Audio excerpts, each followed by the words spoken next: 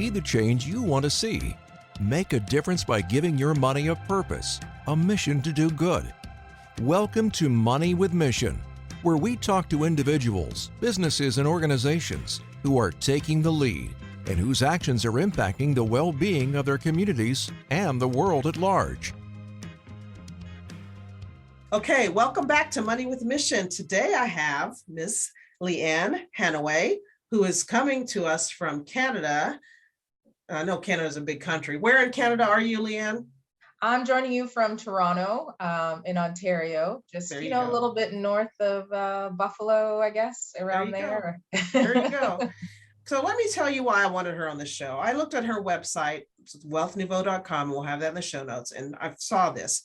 Our mission is to help women break cycles of wealth disparity and meet their life goals with unbounded ambition. That is a quote from Lianne Hannaway on her website. Now, who is she? She's a chartered professional accountant. I think we call it a CPA, an experienced financial executive, and an investor. She is founder of Wealthnuvo, a financial platform designed to help good savers become badass investors and build generational wealth. She is a board member and treasurer of the Equality Fund, a groundbreaking collaboration that supports women's rights organizations and feminist movements globally with a backing of $300 million from the Canadian government. She's also a board member of Kids Help Phone, Canada's only 24/7 national support service, providing professional online and telephone counseling and volunteer-led text-based support to youth across Canada in both English and French. She was previously an advisory partner at KPMG and held a variety of senior finance roles at TMX. I think all of those are in Canada. Is that correct, Lianne? All of them are in Canada. I did a little stint in Paris, France, but working with KPMG. Yeah. Okay. All right. The other thing is that I really, really liked about your bio was that you have been in multiple businesses, but they all had a purpose. You are a purpose-driven entrepreneur, and I love that. Welcome to the show. Thank you so much for coming. Thank you so much. I'm so glad to be here speaking to your audience.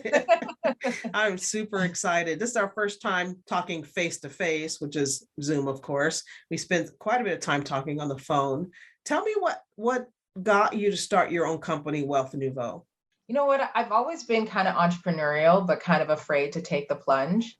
When I went through university, I had certain goals in life. We didn't come from the best financial background as a kid, so I knew I wanted a job that would, put me in some kind of security. Mm-hmm. And so I was like, okay, let me go through and get my accounting degree. But even as I was going through it, I had this thing where I wanted to run a shoe store. I really wanted to own a shoe store, and that was my thing. I never actually ended up running it. It was going to be called Strut. But I never ended up opening it. But I've always been very, very entrepreneurial because I just realizing really young, even in my choice of profession and things that I wanted to do, I really wanted to help other people, predominantly women like my mother, who sacrificed a lot for her children. And, I wanted to give back because obviously it's very, very overwhelming. So even in those days, as I was going through school, thinking about starting my own business, I joined a lot of not-for-profit organizations. Mm-hmm. So whether it was housing cooperatives, whether it was student government type things, I always been involved in not-for-profits. It led me to actually being on a college board as well too. And, the two boards that you mentioned today is as a part of that. So it's always been kind of a particular passion of mine, mm-hmm. largely because I felt a lot of the work I was doing in corporate, it was lacking that passion. I mean, it used my skills to, help businesses create money, help create shareholder value. But the link to community, I didn't really feel like it was there. So, with a lot of different events that have happened over the years, but in particular, I think in the last little while with what's happened with George Floyd and Breonna Taylor and all these things, it had a really big impact on me to saying, Lianne, if your purpose is to serve women, now's the time to put it into action. Mm-hmm. Not as doing not-for-profit work on the side from your corporate job. it's something that you really want to do full time. And that's kind of what really led me to Wealthnuvo. I started off just doing books on the side as I was working in corporate, helping female entrepreneurs figure out their books and help them make sure that they were set in a good place financially, figure out how to make profit. And, over 2020, I decided to do that more on a full-time basis. Nice. Your website talks a lot about financial health, but you don't put it as financial health in and of itself. You put it in the global perspective of health, including mental health, physical health, all those things. And I really love that. Talk about that a little bit, where you have an acronym CARE. Talk about all that for us. Yeah. I think when we talk about, care, self-care, self-care Sunday, we get our nails done, we go to yoga and all that great things. One thing we don't talk about that actually brings us a lot of stress as people, as women, as caregivers, is money and financial health. I think it's something that we need to include when we think about physical health, mental health, all that kind of stuff. We also need to think about financial health.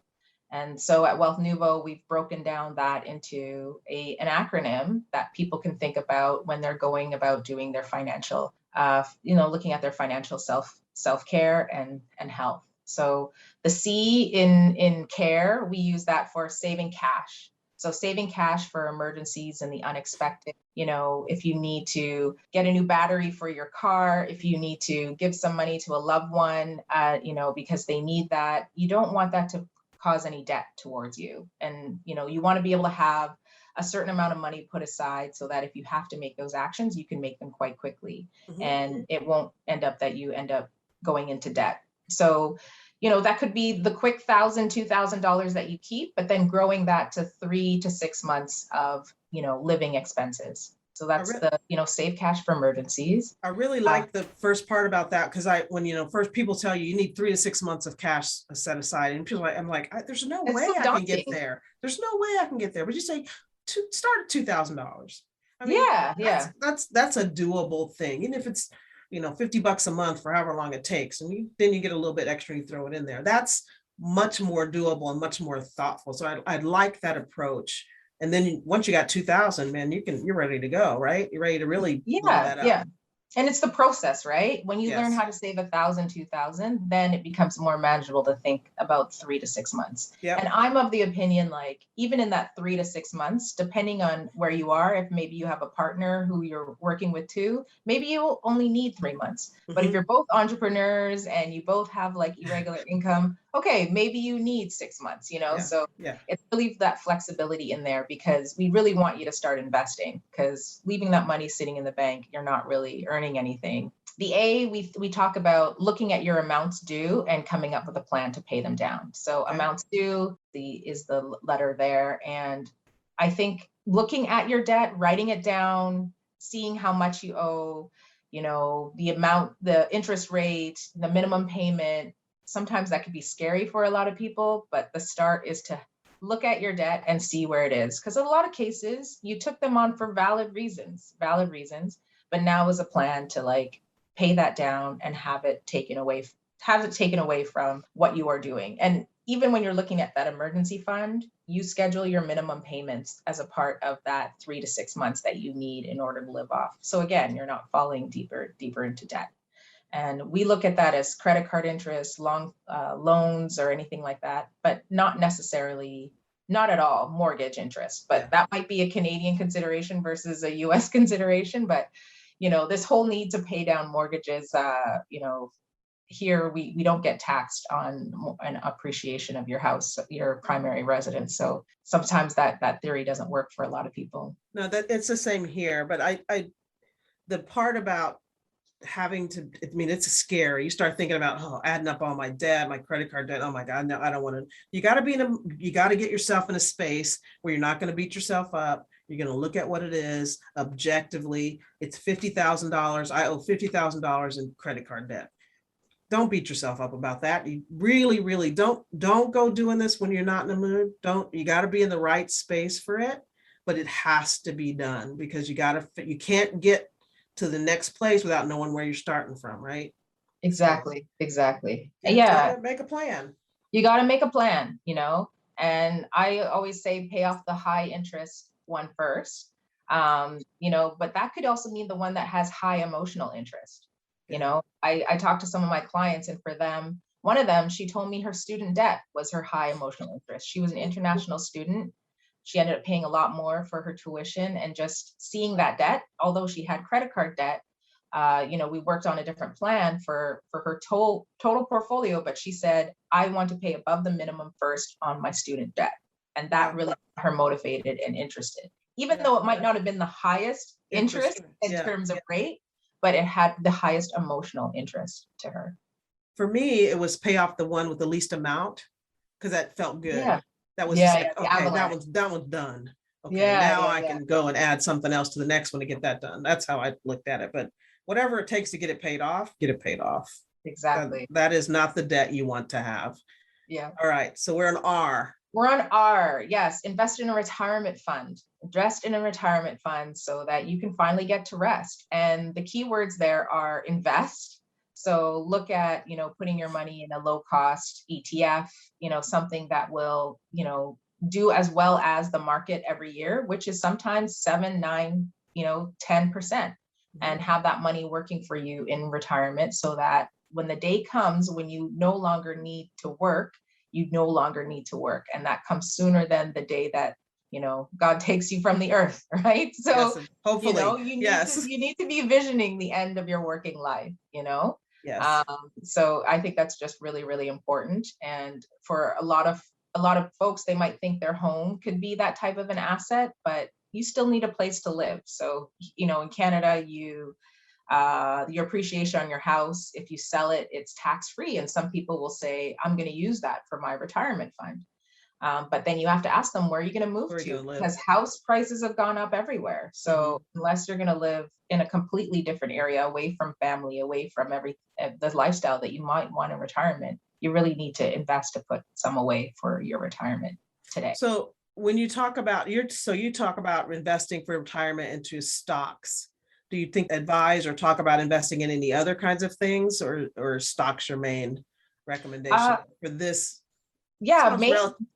Relatively like a diversified portfolio. So a diversified portfolio can have stocks, it can have bonds in it, it could have, I want to call them different types of funds. The key is that it's diversified. The key is that it's well managed and it's low cost. Okay. Because having an advisor pick for you what are the best moving stocks for you, they're not going to get it right all the time. You just want to be able to pick something like S&P 500, invest in the 500 best companies on the stock market, and you get your diversification there. In order for them to pick that, it's not really that hard. Those companies exist already, so you're not paying someone too much to manage your money. And those are key things. What the thing about low cost. So the cost of doing that investment should be low. And then you said something to me, I'm always a person who wants to know who's managing my money. So that's the other part to me. I liken sometimes stock investing to putting your money, or your 401k investing in the United States, a 401k, where I think it's like you put your money in a suitcase and you give it to somebody you don't know. I very much advise against that. At least know where your money's going and who's managing it for you. Make sure they're a fiduciary, right? Like they are regulated to take your money, and they have certain regulations. They're audited, they're reviewed, and they're going to work for you. The word fiduciary is they have to put your best interests in mind. Do a real quick definition of a fiduciary and a financial planner. How are those? If somebody just says I'm a financial planner, which is a lot of people in the United States are financial planners, and then there are a few fiduciaries. What's the difference? Just so people know. So a fiduciary can apply to more than an individual. It can apply to an institution. Like a lot of the new robo-advisors are fiduciaries in, banks, and their investment arms are fiduciaries. But what the main message in there is that they are required to put their client's best interest ahead of their own. So typically they might do a questionnaire, know your client questionnaire, understand where you're at in terms of risk tolerance, in terms of goals, and recommend something that is precisely what you need versus maybe something that pays them a huge commission, So they have an obligation, and they usually come with names like certified financial planner. If they are an individual, they need to have that certification. So that's the main difference. A financial planner can also be a fiduciary, but they normally would have a designation like certified financial planner. Like I myself, I'm a CPA, so we have a fiduciary responsibility for everyone we work on. But I also wanted to get the CFP letters as well too. So I'm in the process of getting that as well. But again, so that when you make recommendations on not just investments, but anything for your clients, that you're doing it with their best interests in mind. Got it. Okay, do we finish R? I'm sorry, I know we got off track. R, we talk about investing and retirement. And E is cover your exposures, for the things that you can't plan for, particularly if there's a disability or if there's an accident or, death. Those are the kind of things where you want to get insurance to cover you in those particular instances, and to put that money aside for those particular reasons. I think even funerals, like a very, very basic funeral, can run like $10,000 to $20,000. Yeah.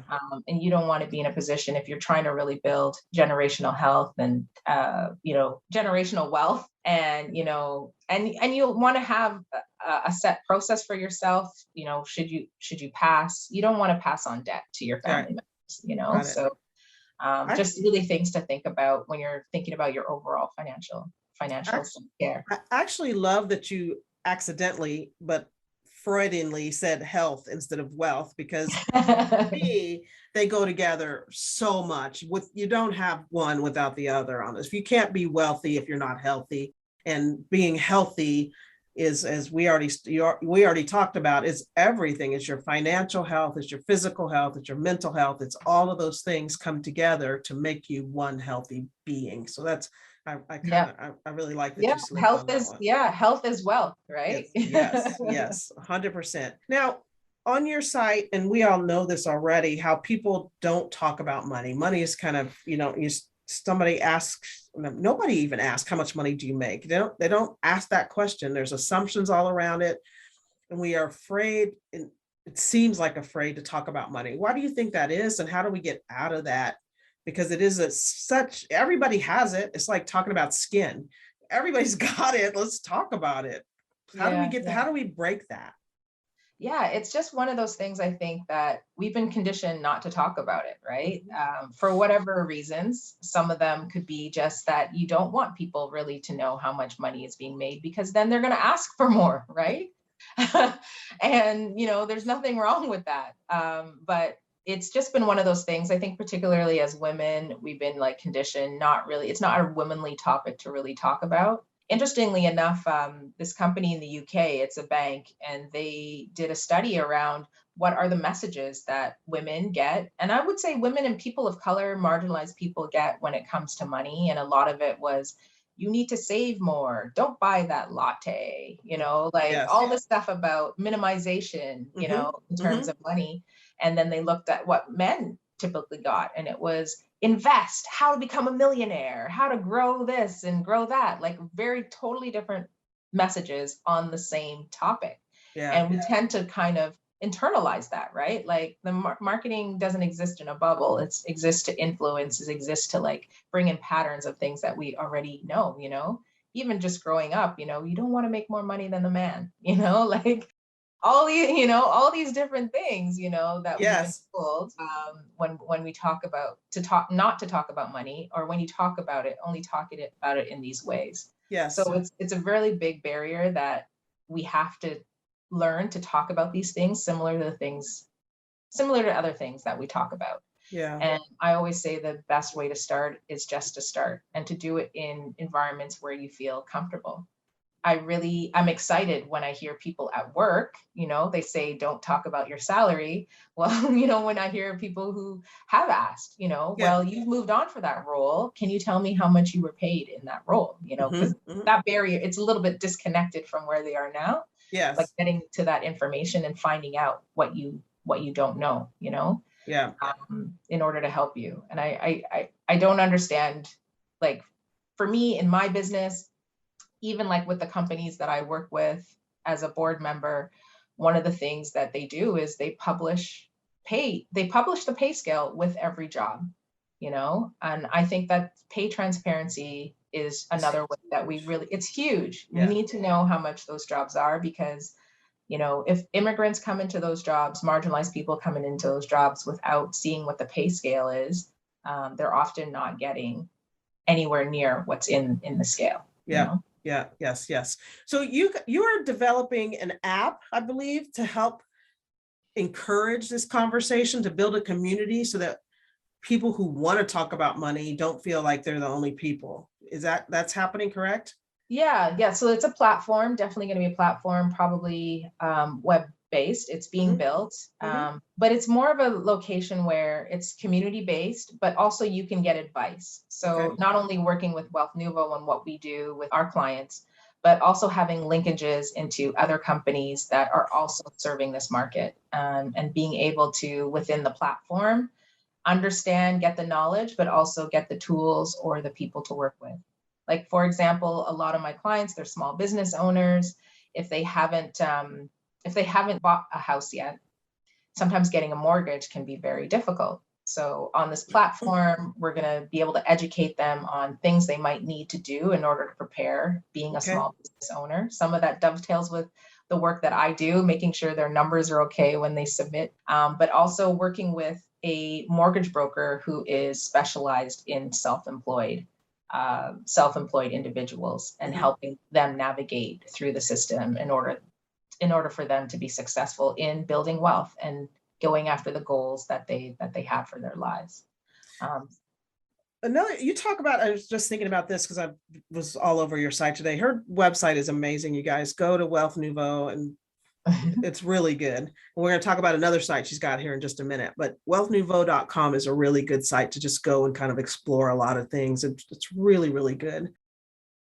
Money with Mission is a real estate and business investment company that specializes in finding projects that have the potential to give you a great return on your investment dollar and make an impact in the communities where we invest. Make a difference in your life and the lives of others. Go to moneywithmission.com to learn more.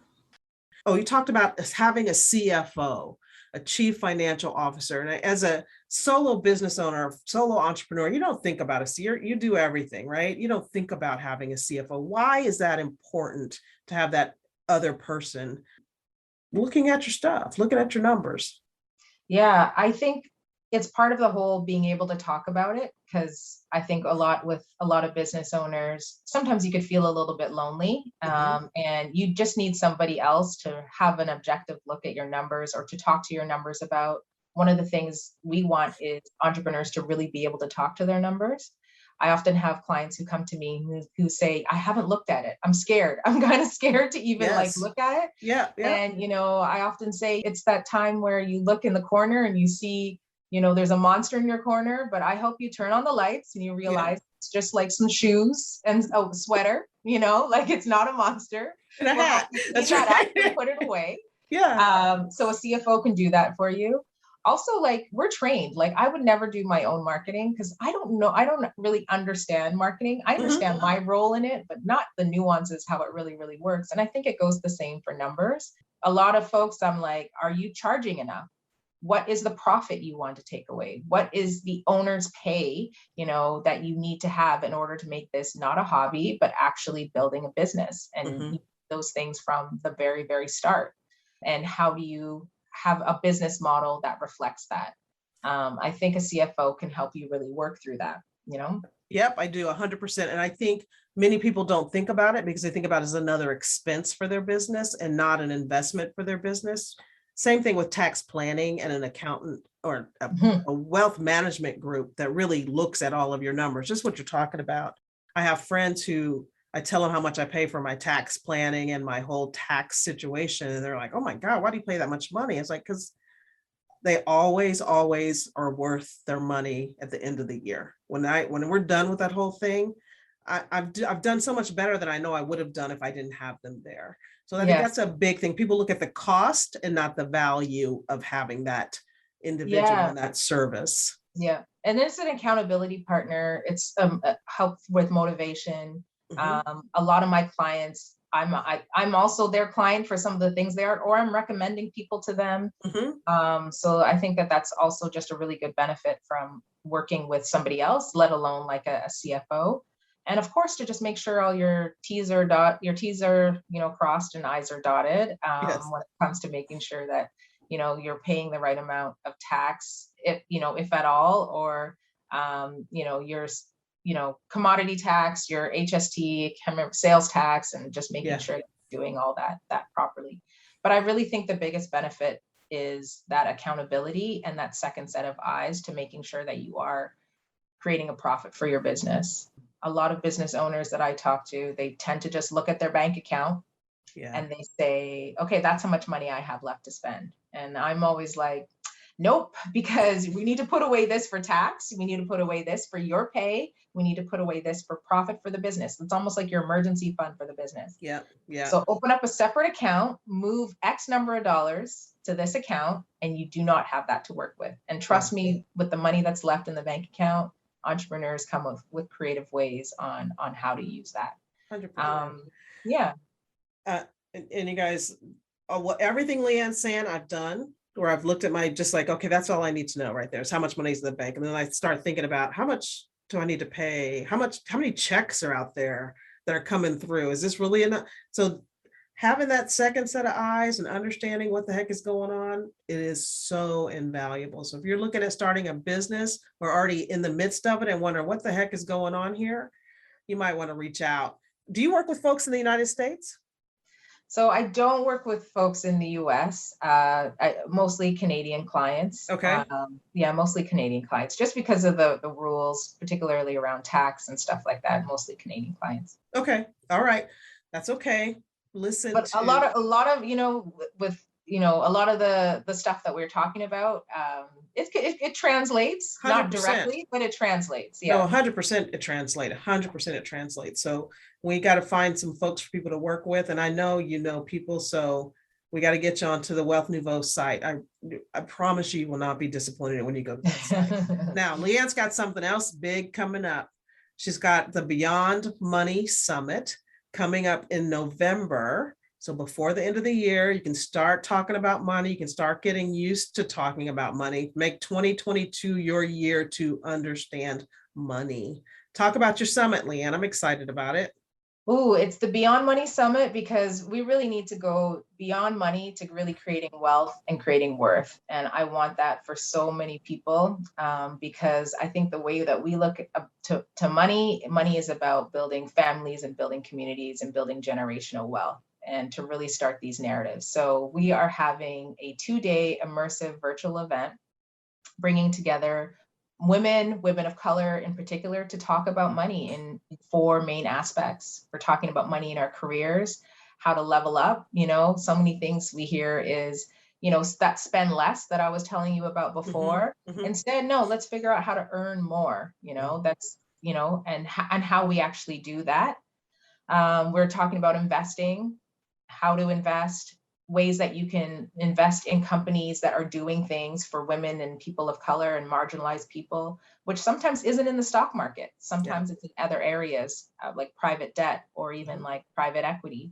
We're talking about real estate and how, sometimes in some cities, real estate is getting very prohibitive. Like it's very hard for beginners to get in. So why not partner with your family? Why not partner with your friends to start getting investment properties and building wealth that way? Using the talents that you have as women to build community, to also build wealth. Nice. And lastly, we're talking to businesses. We're talking about businesswomen, women who are doing it today and what that looks like. And one of our great special guests is Rachel Rogers, a best-selling author, a lawyer, and founder of Hello 7, helping teach marginalized women and people of color to become millionaires, and becoming millionaires as a social justice imperative.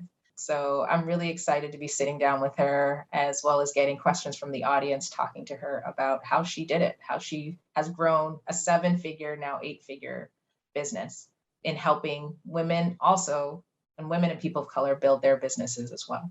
That's so, I'm super excited. I'm excited that Lianne's asked me to be on a panel talking about women investing.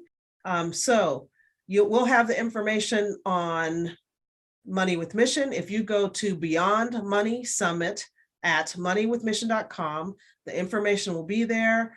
Sign up, go to this 2-day virtual event. You don't have to travel to Canada, although I would love to go to Canada again. I was there a couple of years ago in Toronto to a friend's wedding. They had a destination wedding in Toronto, this big castle.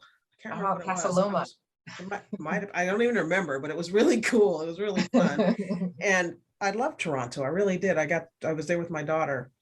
So we can do this online and we can go to Toronto later. Okay. Yes, definitely. Okay. Once we come out of this COVID thing, next year, we'd love to do it in person for sure. Absolutely. Absolutely. So Beyond Money Summit at moneywithmission.com, and I'll see you there. Thank you so much, Lianne. I really enjoyed this. This has been really great. Thank you. Thanks a lot.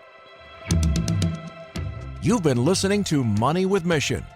There are projects happening right now where you can make a great return while positively impacting the lives of others. To learn more about today's guest or to download 7 steps to building resilient wealth for women, visit www.moneywithmission.com. I hope you enjoyed the interview and are inspired to give your money a mission. Until next time, send your investment dollars into the world to bring you a financial return and improve the lives of others.